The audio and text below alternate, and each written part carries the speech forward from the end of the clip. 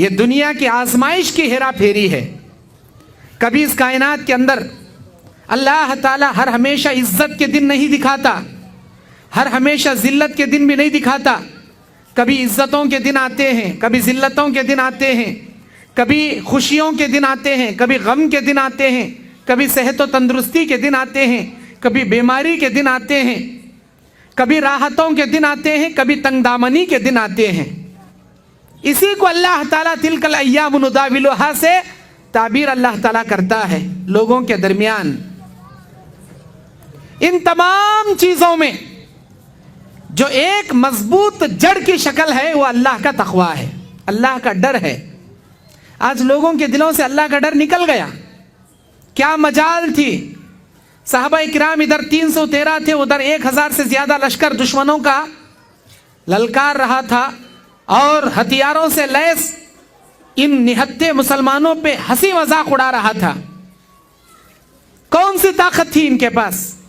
ایمان کی طاقت تھی, اللہ کے ڈر اور تقوی کی طاقت تھی. رات بھر اللہ کے نبی صلی اللہ علیہ وسلم روتے رہے, گڑ گڑاتے رہے, اللہ سے مدد طلب کرتے رہے. اے اللہ تو ہماری حفاظت کر, ہماری مدد فرما. اے پروردگارا یہ مٹھی بھر جماعت اگر ماری گئی, قیامت کی صبح تک تیری عبادت کرنے والا کوئی اس دھرتی پر نہیں بچے گا. اللہ تو بچا لے, اللہ تو ہماری مدد فرما. نبی علیہ السلام رو رہے ہیں. دوسرے دن صبح غزوہ بدر ہونے والی ہے, رات بھر نبی علیہ السلام رو رہے ہیں, اللہ سے دونوں ہاتھ آسمان کی جانب اٹھائے مدد طلب کر رہے ہیں. روتے روتے آپ کے ہاتھ اتنے اونچے اٹھ گئے کہ آپ کی جو چادر کندھے پر ڈالے تھے وہ زمین پر گر گئی. ابو بکر صدیق رضی اللہ تعالیٰ عنہ اس چادر کو اٹھا کر ڈالتے ہوئے کہتے ہیں, اے اللہ کے نبی اب بس کیجئے, اب بس کیجئے. بے شک اللہ آپ کی دعا سن لیا ہوگا, اللہ ہماری ضرور مدد کرے گا, اب بس کیجئے.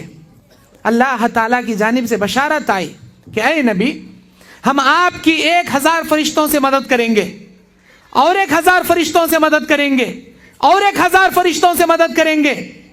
یہ 313 بھوکے پیاسے, کوئی 1 دن کا, کوئی 2 دن کے, کوئی 3 دن کے بھوکے. کسی کے پاس کمان ہے تو تلوار نہیں, ہتھیار ہے, تیر ہے تو کمان نہیں, نیزہ ہے تو بھالا نہیں, بھالا ہے تو نیزہ نہیں, سواری ہے تو ہتھیار نہیں, ہتھیار ہے تو سواری نہیں.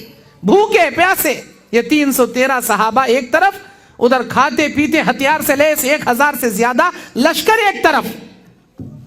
لیکن نہ صرف اللہ تعالیٰ ان نہتے مسلمانوں کو کامیابی دیا, کئی مشرکین کو قیدی بنا کر مدینہ لے کر آیا گیا. کون سی طاقت تھی یہ؟ ایمان کی طاقت تھی, اللہ کے ڈر اور خلوص, اللہ پہ بھروسہ رکھنے کی طاقت تھی.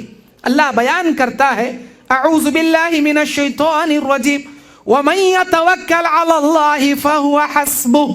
جو اللہ کے بندے اللہ پہ بھروسہ کر لے, اللہ اس کے لیے کافی ہو جاتا ہے. اللہ پہ بھروسہ کر کے تو دیکھو. ہم کو بھروسہ ہے اپنے بازوؤں پہ, ہم کو بھروسہ ہے اپنے فوج پہ, ہم کو بھروسہ ہے اپنے بڑی تعداد پہ, ہم کو بھروسہ ہے اپنی ڈگریوں پہ. میرے دینی اور اسلامی بھائیوں, یہی غلط فہمی غزوہ حنین کے موقع پر صحابہ کے بیچ میں آ گئی تھی. غزوہ حنین میں صحابہ اللہ کے نبی علیہ السلام سے یہ نہیں کہا تھا کہ اللہ سے مدد مانگیے. صحابہ کو کانفیڈنٹ تھا کہ اس وقت 313,000 سے زیادہ لشکر کو ہم ہرا دیے تھے, آج 12,000 کا ہمارا لشکر, ہم تو ان کے چھکے چھڑا دیں گے. کوئی اللہ سے مدد مانگنے کی ضرورت نہیں, کوئی رونے گڑ گڑانے کی ضرورت نہیں.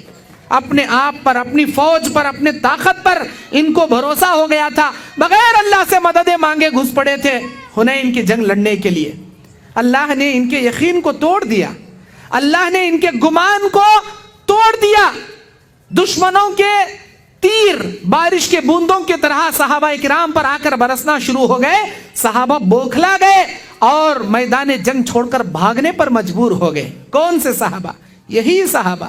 12,000 کا لشکر صحابہ کا بھاگنے پر مجبور ہو گیا. اللہ کے نبی علیہ السلام ایسے جواں مرد, ایسے بہادر, ایسے اللہ کے نبی صلی اللہ علیہ وسلم کے طاقتور نبی علیہ السلام, کائنات کا پیغمبر رحمت للعالمین صلی اللہ علیہ وسلم اپنی جواں مردی کے ساتھ تنے تنہا میدان میں کھڑے ہو کر صحابہ کو ندا لگا رہے ہیں, پکار رہے ہیں, انا النبی لا کاذب انا ابن عبد المطلب، اے لوگوں میں اللہ کا سچا رسول ہوں، ابن عبد المطلب ہوں، میں جھوٹا نبی نہیں ہوں، کہاں تم بھاگے جا رہے ہو؟